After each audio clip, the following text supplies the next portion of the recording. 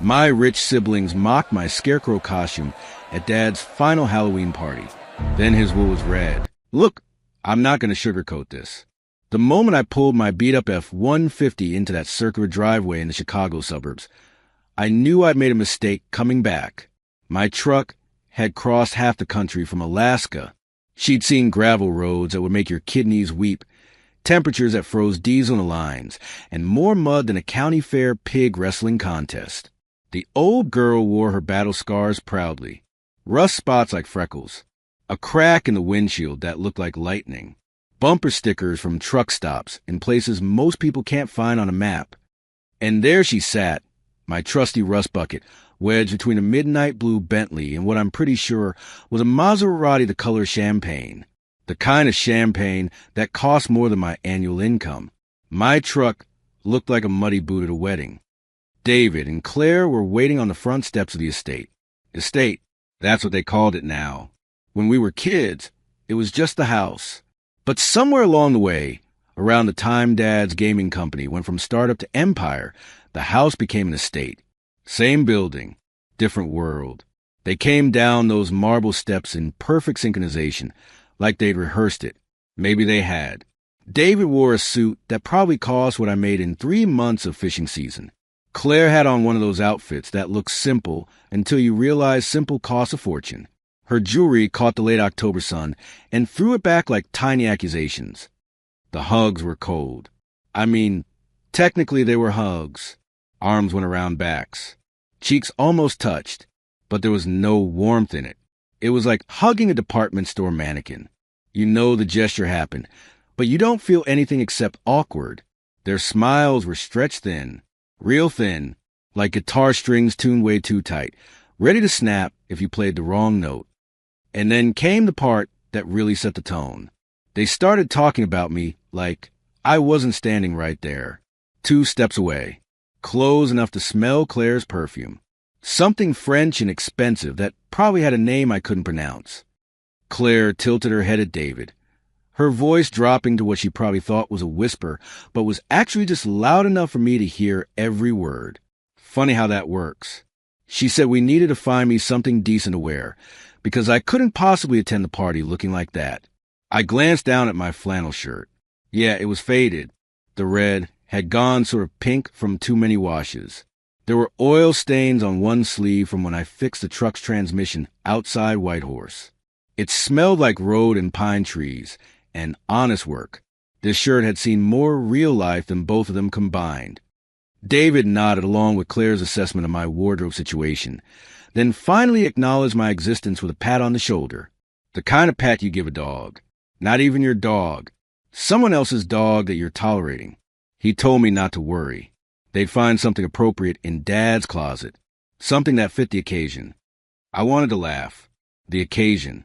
Like this was some society event, and not our father's last Halloween party, before cancer took him away from us completely.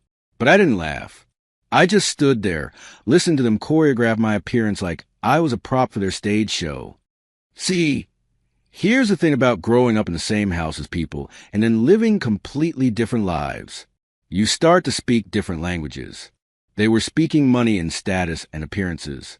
I was speaking survival and simplicity, and things that actually matter. We weren't translating well. Claire mentioned Dad's party with this tone, this exasperated, eye-rolling tone that made it clear she considered the whole thing a tedious obligation. She called it his annual Halloween thing, like it was some quirky habit they had to indulge, like Dad was a child demanding one more bedtime story. The old man wanted everything just like before, she said, inspecting my shirt with the kind of look you'd give roadkill. I felt something cold settle in my chest. They weren't here to say goodbye. They were here to check a box. To show up, be seen, and wait for the inheritance to clear. David must have seen something in my face, because he shifted gears, went into his concerned brother mode, clapped me on the shoulder again, and fed me this line about how it was all just formalities, but the important thing was being together as a family. Together. I almost laughed out loud at that one.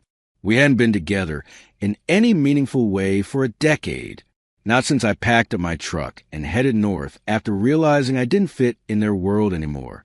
Maybe I never had. David was in corporate mergers or acquisitions or some other thing where people move money around and call it work. Claire married into old East Coast money and spent her time on charity boards and country clubs. And me? I worked fishing boats in Alaska, fixed engines, built things with my hands, and tried a little life that didn't require pretending to be something I wasn't. We had nothing in common except DNA and a father who was dying upstairs. They led me inside, and man, the place had changed. Or maybe it hadn't, and I'd just forgotten how much money can insulate you from reality. Everything gleamed. The floors looked like still water. The chandelier in the foyer threw light around like it was trying to prove a point. There were people everywhere. Caterers setting up. Event coordinators with clipboards. Someone was testing a sound system. The house buzzed with activity.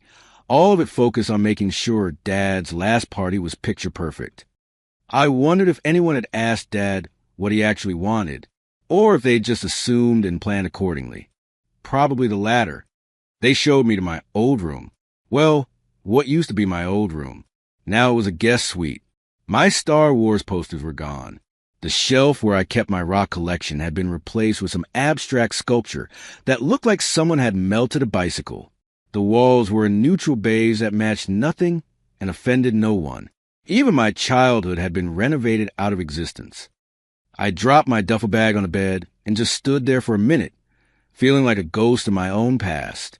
The room smelled like vanilla candles and fresh laundry. Nothing like the mixture of model glue and teenage ambition it used to smell like. There was a knock on the door frame. Not the door, the frame. Tentative, soft. It was a hospice nurse, Margaret. She had tired eyes, but a surprisingly firm handshake. She'd been with Dad for 3 months now, and she was one of those people who radiate competence and compassion in equal measure. The kind of person who can tell you terrible news and somehow make you feel less alone in hearing it. She said Dad was asking for me, wanted to see me before he got too tired. I followed her down the hall to the master bedroom. The door was open. Inside, the curtains were drawn against the afternoon sun, and the room existed in this soft twilight that made everything feel suspended, like time moved different in there. Dad was in the hospital bed they brought in. He looked small. That's the thing nobody tells you about watching someone die. They seem to shrink. This man who'd built a gaming empire, who'd taught me to fish and play chess and think 3 moves ahead, was disappearing inside his own skin. But his eyes were still sharp. Margaret excused herself quietly, and I pulled up the chair next to the bed. For a long moment, neither of us said anything. Sometimes silence is its own conversation. Then Dad asked me about the drive. Was the Alkin Highway still a beast? Did I stop at that diner in Fort Nelson with a good pie? I told him about the road, about fixing a flat tire in the Yukon with nothing but a hand jack and stubbornness, about seeing the northern lights dance green across the sky somewhere past Dawson Creek, about a grizzly bear that crossed the highway and stopped in the middle of the road to look back at me, like it was checking to see if I was worth bothering with. He smiled, a real smile, the kind that reaches the eyes and means something. We talked about fishing, about the lake cabin we used to go to when I was a kid, about the summer I caught that pike that was bigger than me. And we took a picture that Mom framed and hung in the kitchen until she passed. Simple things, real things. Then his hand found mine. His grip was weak but deliberate. He looked at me with an intensity that cut through the medication haze, and he said something I didn't fully understand at the time. He told me they only see the pieces on the board, but they don't see the game itself. He made me promise to remember that. I nodded, not sure what he meant, but understanding it was important. Then he asked me to do something. Said there was an old costume up in the attic. A scarecrow costume we'd made together for my 5th grade play. He wanted me to bring it down. Wanted it at the party. I must have looked confused because he squeezed my hand tighter and explained. Sort of. He said the costume reminded him that important things often look unimpressive from the outside, that what matters isn't always shiny or obvious, that sometimes the most valuable pieces look like they should be ignored. His eyes held mine, and in that moment, I saw past the sick old man to the genius who'd built worlds inside computers, the strategist who'd taught me that every game has rules, But great players know which rules are actually suggestions. Maybe he did see everything. Maybe he'd been seeing it all along. I promised him I'd get the costume. He relaxed back into the pillows, satisfied. As I stood to leave, he said one more thing. Told me not to let them make me feel small. Said I was worth more than I thought, and definitely worth more than they assumed. I nodded, my throat too tight to answer. The rest of the day was like watching a slow-motion train wreck you're starring in. I went up to the attic. The air up there was thick with the ghosts of forgotten things.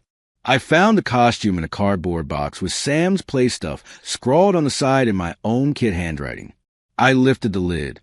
The whole thing smelled like dust and time. I reached in and touched the burlap shirt. It was rough, scratchy. For a split second, I was in the attic.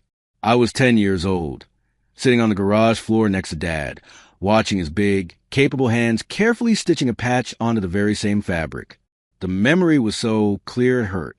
I brought it down and left it on a chair in the main hall, like Dad asked. Claire walked past it 3 times before she actually noticed it. When she did, her nose wrinkled like she stepped in something unpleasant. She picked it up with 2 fingers, holding it away from her designer outfit, and asked what this ratty thing was doing in the house. I told her Dad wanted it at the party. She laughed. Not a nice laugh. The kind of laugh that has edges. She said of course he did. He probably wanted to remind everyone of simpler times. And wasn't that just precious? She dropped the costume back on the chair like it might have fleas. I wandered through the house, increasingly feeling like I was visiting a museum dedicated to a life I used to live. Everything was familiar, but wrong. Like looking at your face in a funhouse mirror. And then I started noticing the little things. The small cruelties that people who consider themselves sophisticated specialize in. Claire was on the phone with someone. A friend, maybe. Her voice carried through the house with that particular acoustics of not caring who hears you. She was talking about the party, about Dad, about the whole situation. And then she said it. Called me their country cousin. Said I'd shown up looking like I'd been mud wrestling bears, which wasn't far from truth, but the way she said it wasn't affectionate. It was dismissive. Like I was a joke. Like I was an embarrassment. Later, I walked past the study where David was having a conference call with someone. A lawyer, from the sound of it. They were discussing estate details, division of assets, probate timelines, all very professional and cold. And then David said something that made my blood stop moving. He told the lawyer they'd handle the complex aspect of the estate, the business holdings, the investment portfolios, the property trusts. And then he added, almost as an afterthought, that they'd manage the simpler aspects too, by which he meant me. I was a simple aspect, a line item, something to be managed and filed away under miscellaneous. Not a brother, not family, not a person with thoughts and feelings, and a legitimate stake in what was happening. Just a problem to be solved efficiently. I stood in that hallway outside the study, and something crystallized inside me. It wasn't anger exactly. Anger is hot and immediate. This was colder, clearer. This was understanding. They'd already divided everything up. They'd already decided how the game would end. They'd written me out of the story before I'd even arrived. I was supposed to be set dressing, background noise, the rustic brother who'd show up, be appropriately sad, and then fade back into the wilderness while they carved up Dad's empire like a Thanksgiving turkey. I was supposed to know my place. I went back to my old room that wasn't mine anymore and sat on the bed. The house thrummed with preparation for the party. People rushed around making sure every detail was perfect for Dad's big farewell performance. And I thought about that scarecrow costume, about why Dad wanted it there, about what he'd said. Important things often look unimpressive. They only see the pieces, not the game. I picked up my phone and almost called my buddy Jake back in Anchorage. Almost told him I was going to cut this visit short and head home, that this was a mistake, that I didn't belong here and never would. But I didn't make the call, because somewhere in the back of my mind, Dad's words were echoing, his hand squeezing mine, that look in his eyes that said, trust me, trust the game, wait and see. So I decided to wait, to watch, to be the simple piece they thought I was. Sometimes the best move is to let your opponent think they've already won. I grabbed a beer from the fridge, one of those craft IPAs that David probably bought to impress his friends, and took it out to the back patio. The sun was setting over the manicured lawn. Halloween decorations dotted the yard. Tasteful ones.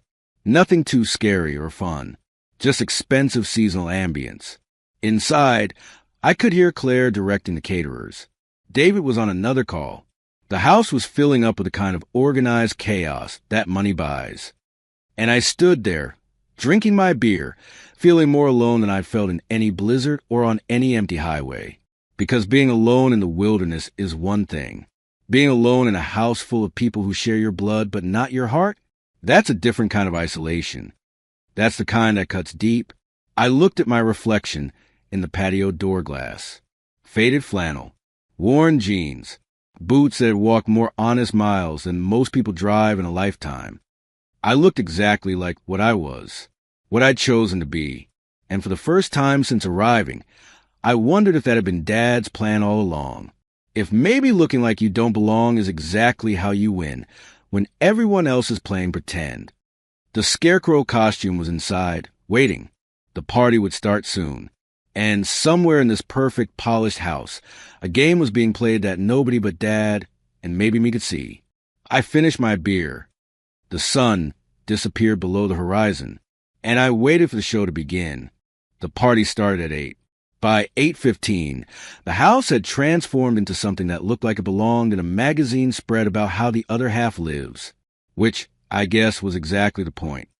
The guests arrived in waves. Black cars with drivers. Designer everything. Masks that probably cost more than my monthly rent back in Anchorage. Venetian style, mostly. Ornate. Expensive. The kind of masks that say I'm hiding my face, but make sure you know how much I pay to do it. The whole place hummed like a beehive. That constant buzz of people who think their conversations matter. Business deals disguised as small talk. Social climbing dressed up as friendship. Everyone performing for everyone else. Dad used to say something about parties like this. He told me once, after some company gala he'd been forced to attend, that the loudest parties are thrown by the loneliest people. At the time, I thought he was just being cynical. Now, standing in the middle of the circus, I understood exactly what he meant. These people weren't celebrating. They were filling silence. I grabbed a beer from one of the bars they'd set up. Not the champagne everyone else was drinking. Just a regular beer. The bartender looked at me like I'd asked for motor oil. He wiped down a perfectly clean counter before turning away, then finally found a bottle somewhere in the back. I posted up near a window overlooking the backyard. The Halloween decorations looked different at night. String lights and projection effects turned the whole yard into this manufactured spooky atmosphere. Very Instagram-worthy. Very fake. From my spot, I could watch the whole room. It was like viewing a nature documentary about a species I didn't belong to. David and Claire worked the crowd like politicians. Handshakes. Air kisses. That laugh that rich people do that doesn't sound like real laughter. More like a social signal. I'm engaged. I'm charming. I'm one of you. People kept approaching them with these concerned faces, asking about poor Richard. How was he doing? Such a shame. So young. What a brilliant mind. They'd touch David's arm or Claire's shoulder, making these sympathetic noises that sounded rehearsed. And then, within 30 seconds, the conversation would shift. How's the market treating you? Did you hear about the Henderson merger? Have you been to that new place in Tribeca? Poor Richard was just an appetizer, a way to establish that you cared before moving on to what you actually wanted to talk about. I stood there with my beer, feeling more isolated than I'd ever felt during a whiteout on the Dalton Highway. At least in a blizzard, you know you're alone. Here, I was surrounded by 100 people and might as well have been invisible. A woman in a peacock mask glanced at me, then quickly looked away. I didn't fit the aesthetic. Wrong clothes, wrong drink, wrong everything. I caught my reflection in the window glass. Flannel shirt, jeans, boots. I looked exactly like what I was. A working man at a rich person's costume party. And I wasn't even wearing a costume. Actually, That wasn't quite true. Everyone else was wearing masks. I was the only one showing my actual face. Funny how that works. Around 9:30, David caught my eye from across the room. He did this little head gesture, the kind that means follow me. Now, I debated pretending I didn't see it, but curiosity won. Plus, standing alone by a window was getting old. I followed him through the crowd, past the catering staff circulated with trays of things on crackers, past clusters of people laughing at jokes that probably weren't that funny, into the study. Dad's study, though it didn't look much like his anymore. They'd already started redecorating. The gaming memorabilia was gone. The chess sets, the frame concept art from his games, all replaced with generic corporate art and leather furniture that looked expensive and felt empty. David closed the door behind us. The noise from the party became muffled, distant, like we'd entered a soundproof booth. The room smelled like cigar smoke and entitlement. He didn't waste time with pleasantries. David never did when there wasn't an audience to perform for. He walked over to the desk, opened a drawer, and pulled out a checkbook. Not the kind you get from a regular bank. The fancy kind. The kind that comes from wealth management firms with names like Worthington and Associates. He wrote something, tore out the check, and slid it across the desk toward me. I looked down at it. $250,000. The number just sat there on that piece of paper. More money than I'd see in 5 years of hard work. Maybe 10. Written in David's precise handwriting like it was nothing. Like he was tipping a waiter. He leaned back against the desk, arms crossed, trying to look casual. But I saw it. The slight, repetitive tap of his thumb against his bicep. A nervous little rhythm that betrayed the calm facade. He was confident, sure, but also impatient. Annoyed that he even had to do this. He told me to take it. His voice had that tone people use when they're trying to sound reasonable while being completely unreasonable. Like a banker explaining to a child why they can't have a lollipop. Buy yourself a new truck, he said. Maybe even a little piece of land up in Alaska. Consider it seed money for your simple life. He and Claire would handle the complicated stuff here. The estate, the business, the things that required, sophistication. I just stood there, staring at that check. He wasn't offering me money. He was pricing out my silence, my absence, my willingness to disappear back into the wilderness and let them carve up Dad's legacy like a Thanksgiving turkey. $250,000. That was apparently what my share of our father's life was worth. That was the value David had assigned to me staying out of the way. I looked up at him, really looked at him, tried to find my brother somewhere in that face. The kid I used to build forts with, the teenager who taught me to drive, the person I thought I knew. He wasn't there. Maybe he never had been. I shook my head. Didn't say anything. Just shook my head. David's expression changed. The fake reasonableness evaporated. His face twisted into something uglier, more honest. He told me fine. Suit yourself. But don't come crying later when I realized what I'd passed up. He actually used that word. Crying. Then he called me something I won't repeat, but it basically translated to backwards hillbilly. He said I could go back to my fish and my truck and my little cabin in the middle of nowhere, and when I was old and broke and had nothing to show for my life, I should remember this moment. Remember that he tried to help me. I didn't respond. Didn't defend myself. Didn't argue. I just looked at him until he got uncomfortable and looked away first. Then I walked out. Back in the party, the noise hit me like a wave. Laughter, music, the clink of glasses. All of it felt obscene suddenly. Grotesque. Like dancing on a grave that hadn't been filled in yet. I needed air. Or another beer. Or both.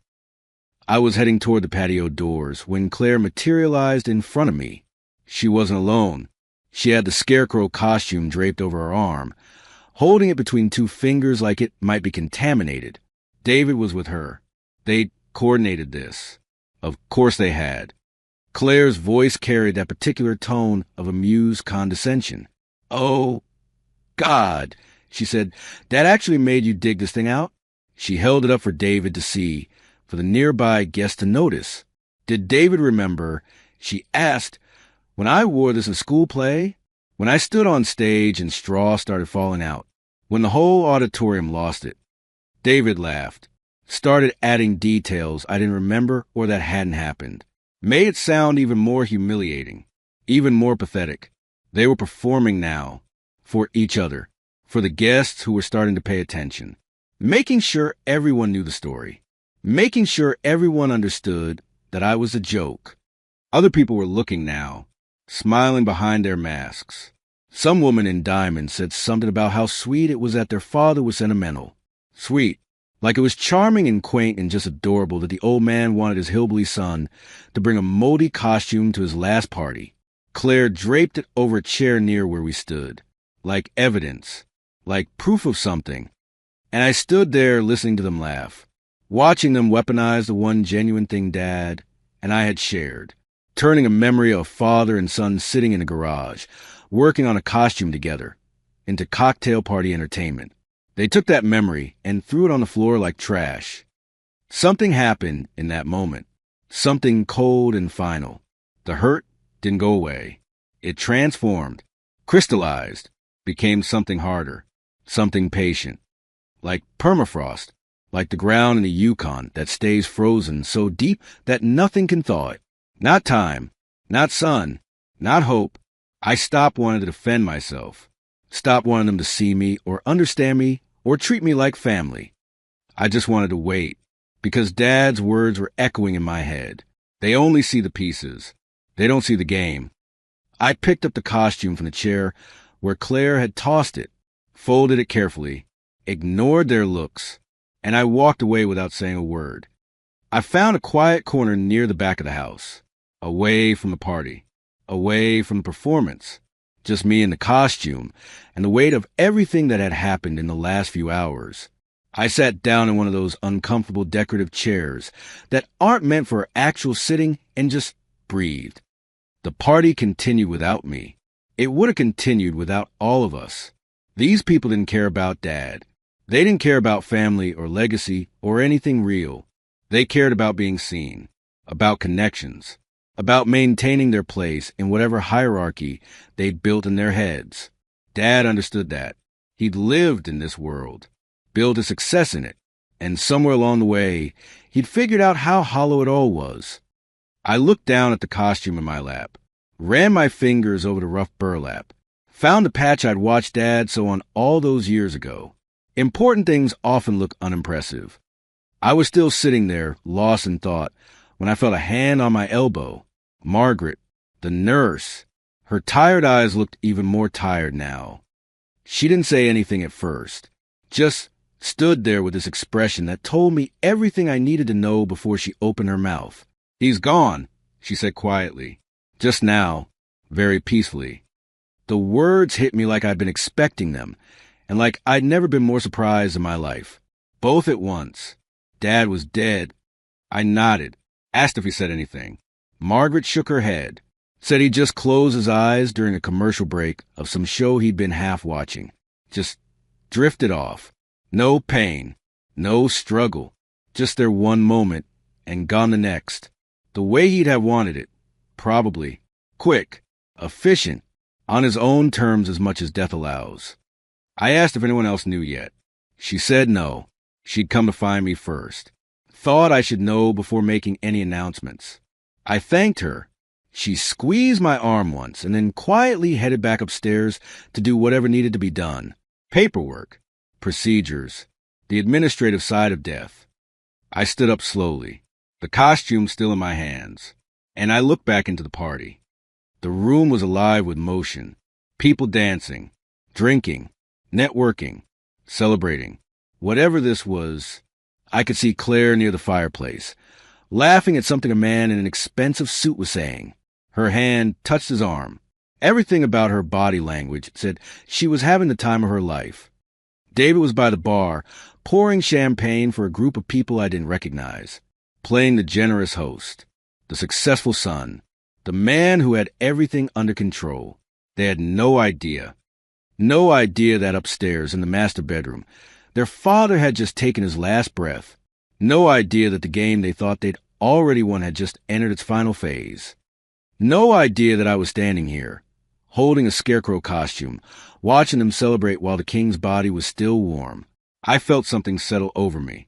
Something calm. Something certain. Not revenge. Not yet. That was too hot. Too impulsive. This was colder. More patient. This was the feeling you get when you finally understand the rules of a game you didn't know you were playing. When all the pieces suddenly make sense. When you see the board the way it actually is, not the way you thought it was. I folded the costume over my arm. The party would continue. David and Claire would laugh and drink and network. They'd perform their grief when the time came. They'd play their parts perfectly. And I would watch.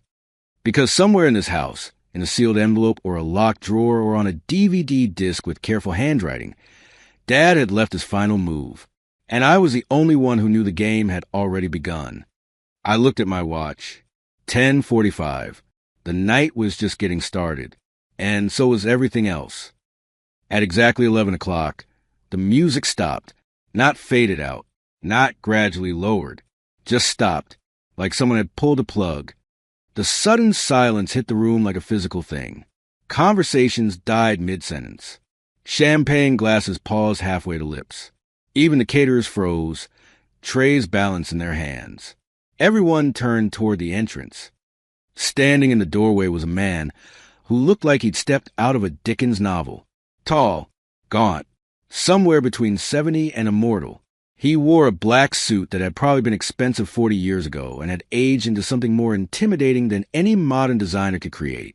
Mr. Hayes, Dad's lawyer. I'd met him exactly once, at Mom's funeral. He'd been old then. Now he looked like Death's accountant. The kind of guy who'd read you your own eulogy and charge you for privilege. David spotted him immediately. I watched my brother's face shift through about 3 different expressions in 2 seconds. Surprise, calculation, performance mode. He stepped forward, and suddenly he wasn't the smug host with the champagne bottle anymore. He was a grieving son. Shoulders slumped just right. Expression perfectly calibrated between sorrow and dignity. Oscar-worthy, really. David's voice carried across the silent room as he announced that he had difficult news to share. Our father had passed away peacefully earlier this evening. He paused for effect, let the gasps and murmurs wash over him, accepted the immediate wave of condolences with just the right amount of gracious sadness. But I saw his eyes, just for a second, when he glanced toward Claire. Pure triumph. The king is dead. Long live the kings. Hayes didn't waste time with pleasantries. He said he understood this was a difficult moment, but Richard had left specific instructions. The formal reading of the will would occur next week at his office, with all proper procedures followed. However, Richard had also prepared a letter of intent to be read immediately following his passing. Tonight, now, Claire materialized beside David, her mask of grief matching his perfectly. She said something about how Father always did love his sense of order and timing, like this was charming, like he'd planned an elaborate surprise party instead of his own death announcement. The remaining guests started making quiet exits. This wasn't their circus anymore. Within 5 minutes, the room had cleared except for David, Claire, me, Hayes, and a handful of people too curious or too close to the family to leave. Hayes opened his briefcase. The sound of the latches clicking open was absurdly loud in the quiet room. He pulled out a document, not some informal note, an official-looking thing with letterhead and signatures and the weight of law behind it. He adjusted his reading glasses with the careful precision of a surgeon preparing for an operation, and then he started reading. The estate, including the house and all property, would go to David. The investment portfolio and stock holdings outside the company would go to Claire. The liquid assets from the sale of Mind Palace Games would be divided equally among the 3 children. Simple, clean, logical. I watched David's face as Hayes read, watched him try to contain his satisfaction. He was getting the estate, the house, the physical symbol of everything Dad had built, the place where you could host parties and impress people and show everyone exactly how successful you were. Claire was getting the money she could spend freely. The investment she could manage, the liquid wealth that could fund her lifestyle without restriction. And me, I was getting 1/3 of the company's sale money. A nice chunk. Enough to live comfortably. Enough to be comfortable and quiet and out of the way. They'd gotten everything they wanted. Control, status, money, freedom. Hayes finished reading, folded the document, returned it to his briefcase with the same careful precision. The room was silent for a moment, respectful, appropriate. And then David turned to Claire. He picked up his champagne glass from where he'd set it down during the announcement. She picked up hers. And right there, in front of everyone, they touched glasses together. Not even subtle about it. Not even pretending this was about grief or family or saying goodbye to their father. Just a simple clink of crystal. A deal sealed. A victory celebrated. David looked at me over the rim of his glass as he took a sip, and in his eyes, I saw exactly what he was thinking. Checkmate. Game over. They'd won. I'd lost. Time to go back to Alaska and my simple life and let the adults handle the complicated stuff. Everyone started moving again, breathing, talking in low voices. The social machinery grinding back into motion. Hayes was packing up his briefcase. David was already making calls, probably to his financial advisor. Claire was texting someone, a small smile playing at her lips. Nobody was looking at me. I was furniture. Background. The simple brother who'd gotten his simple share and would now simply disappear. Exactly what they'd planned. I stayed where I was, standing near the back of the room. My eyes drifted across the space, not really focusing on anything particular, just observing, processing, thinking. And then I saw it. The scarecrow costume, still draped over the chair where I'd left it, ignored, forgotten, exactly like me. Something clicked in my brain. Not loud, not dramatic, just a quiet recognition, like solving a puzzle you didn't know you were working on. Dad's words came back, not the ones about pieces and games. Different words. Words he'd said so quietly I'd almost missed them. Words that seemed like rambling, but now felt like instructions. The most important piece on the board isn't the one wearing the crown. It's the one that looks the simplest. The one everyone ignores. I looked at that costume. Really looked at it. Dad had asked for it specifically. Had wanted it at the party. Had told me it reminded him that important things often look unimpressive. This wasn't checkmate. This was a pawn sacrifice.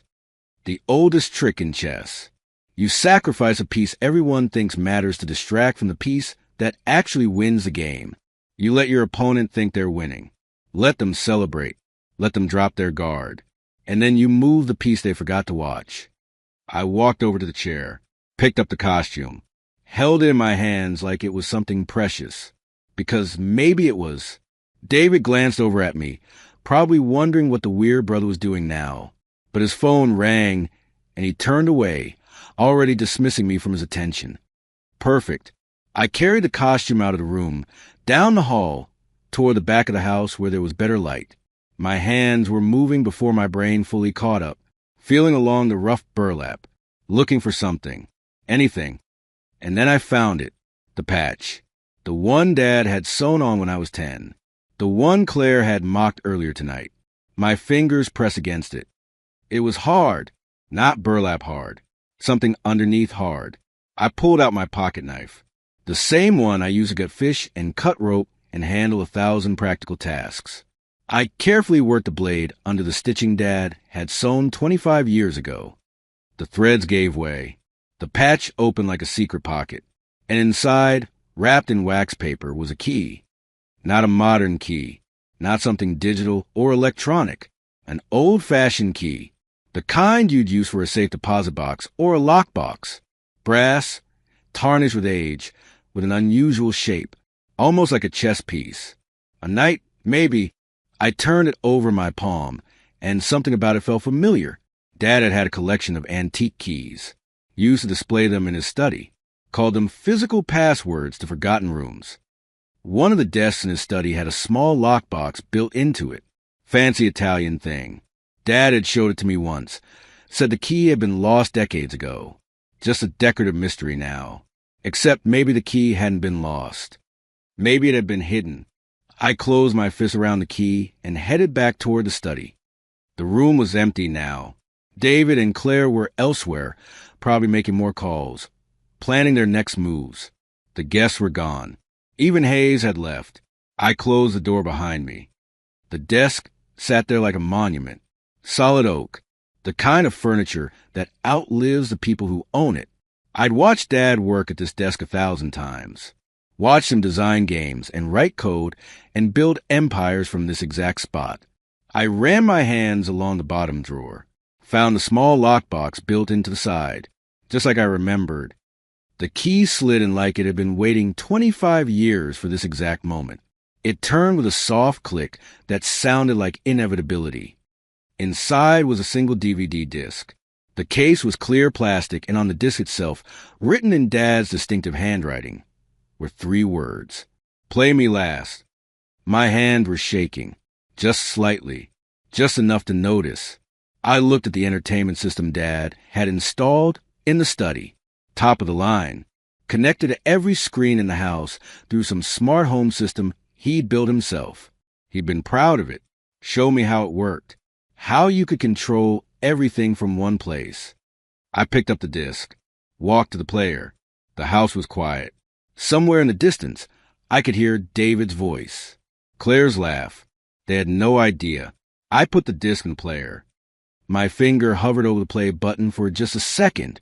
This was it. Whatever Dad had planned, whatever game he'd been playing, it all came down to this moment. I pressed play. For a second, nothing happened, just the whir of the disc spinning. And then one by one, every screen in the house went dark. The digital photo frames, the TV in the main room, the displays in the kitchen, everything connected to Dad's system just shut down. And then they all turned on at once. Dad's face appeared. Not old, and sick like I'd seen him earlier. This was recorded months ago, maybe longer. He looked thin but alert. Sharp. His eyes had that gleam they got when he was 10 moves ahead of everyone else. His voice came through every speaker in the house. He said welcome to his last party. Hoped everyone had enjoyed themselves. Appreciated everyone coming to say goodbye. I heard footsteps, running. David and Claire, drawn by the sound of Dad's voice coming from everywhere at once. Dad kept talking. His tone was conversational, almost friendly, like he was catching up with old friends. He said he wanted to clear up a few things before the evening ended, some truths that needed to be spoken, some accounts that needed settling. David and Claire burst into the study. Their faces went white when they saw Dad on the screen. Saw me standing by the player, but they couldn't stop it. The video was already playing, already broadcasting to every screen. Dad looked directly at the camera, at them, at everyone. He said David had a gambling problem, specifically a $2.3 million debt to some very specific people in Vegas. Said he knew David had been planning to use company funds to pay it off quietly, had been planning it for months. David's face went from white to red. His mouth opened, closed. No words came out. Dad moved on. He said Claire's charitable foundation was creative accounting, a tax shelter and a cover for personal expenses. Those trips to Milan weren't for charity work. They were shopping sprees and luxury vacations, all funded by donations from people who thought they were helping children. Claire made a sound like she'd been punched. Dad smiled on the screen. Not mean, not cruel, just matter of fact, like he was explaining the rules of a game. He said the document Hayes had just read was real, legally binding, but also completely superseded by the actual will, which Hayes would file officially in the morning. This was just the bait, the piece you sacrifice to see how your opponents react. And they'd reacted exactly as he predicted, with that champagne toast, with that look, with that absolute certainty that they'd won. Dad said his actual was very different, very simple. 100% of Mind Palace games, all patents, all intellectual property, all assets associated with the company. $58 million worth. All of it went to Sam. The room spun. I grabbed the desk to steady myself. Dad kept talking. Said I was the only one who remembered that games are supposed to be fun, That the point isn't winning at any cost. That sometimes the best move is to not play the games other people think matter. He said the house and everything in it would be sold at auction, all proceeds going to the children's hospital where Mom had been treated. Said David and Claire had always hated this place anyway. Now they were free of it. He said they would receive nothing else. Zero. Zip. Nada. Nothing. The video ended. The screens went dark, and then they flickered back to their normal displays. Family photos. Peaceful landscapes. Like nothing had happened, but everything had happened. I turned to look at David and Claire. They stood there like statues, like their brains had blue-screened and they were stuck buffering. Their faces were pale, their mouths open. Their perfect masks had shattered completely. Behind them, I could see a few remaining guests in the doorway. People who'd heard the commotion, who'd seen the video, who'd witnessed everything. David and Claire's dirty laundry, their schemes, their contempt for their father, their celebration of his death. All of it public, all of it witnessed, all of it now part of the permanent record of who they really were. Dad hadn't just taken their inheritance. He'd taken their reputations, their social standing, their carefully constructed facades. He'd stripped them bare in front of everyone who mattered to them. It was brutal. It was perfect. It was exactly the kind of move Dad would make. I walked over to the chair, picked up the scarecrow costume one more time, found the hat, the straw hat that Claire had mocked, that I'd worn on stage when I was 10, and everyone had laughed. I put it on my head. It fit perfectly. I walked toward David and Claire. They didn't move. Couldn't move. Just stood there, frozen in their shock and horror and complete, total defeat. I stopped right in front of them, close enough that only they could hear what I said next. I told them it looked like they needed to find something more appropriate to wear, something that fit their new circumstances. I suggested they start looking now, and then I walked past them, through the study door, into the hallway, wearing a straw hat and carrying a burlap costume and owning every single thing Dad had built. Behind me, I heard Claire make a sound, something between a sob and a scream. Heard David start shouting something, probably threats, probably promises to sue, probably all the things people say when they've lost everything and can't accept it. But I didn't stop, didn't turn around. I walked out of that house. My house now, at least until the auction, past the remaining guests who watched me with wide eyes, past the catering staff who'd stopped pretending to work, past all of it. I walked out to the driveway where my beat-up F-150 still sat between the luxury cars. Except now, my truck didn't look out of place. It looked exactly right. Honest. Real. Earned. The expensive cars looked like what they were. Props. Decorations. Empty symbols of empty lives. I climbed into the driver's seat, tossed the scarecrow costume onto the passenger seat, adjusted the straw hat on my head, started the engine. She turned over with that familiar rumble, the sound of something that works because you maintain it, not because you bought the most expensive version. I looked back at the house one last time, the estate, the monument to success, the perfect, polished symbol of everything David and Claire had wanted. Soon it belonged to sick kids. Kids who needed hope more than anyone needed a mansion. Dad had played the longest game, waited until the very end, let them think they'd won, let them celebrate, let them show everyone exactly who they were, and then he moved the piece they'd ignored. The scarecrow, the simple brother, the one who looked unimpressive and easy to dismiss, the pawn that turned into a queen. I put the truck in gear and headed down the driveway, away from that world, back toward mine. Except now, my world had a $58 million problem I needed to figure out, but that was tomorrow's worry. Tonight, I was just a guy in a flannel shirt and a straw hat, driving a rusty truck, who just inherited a gaming empire because his dad had taught him that the most important move isn't the flashiest one. It's the one nobody sees coming. In my rearview mirror, the house got smaller. The party was over. The game was finished. The king was dead. And the scarecrow had taken everything. I smiled. First real smile I'd had since arriving. Dad would have loved this. Actually, he did love it. That's why he built it. Checkmate, indeed.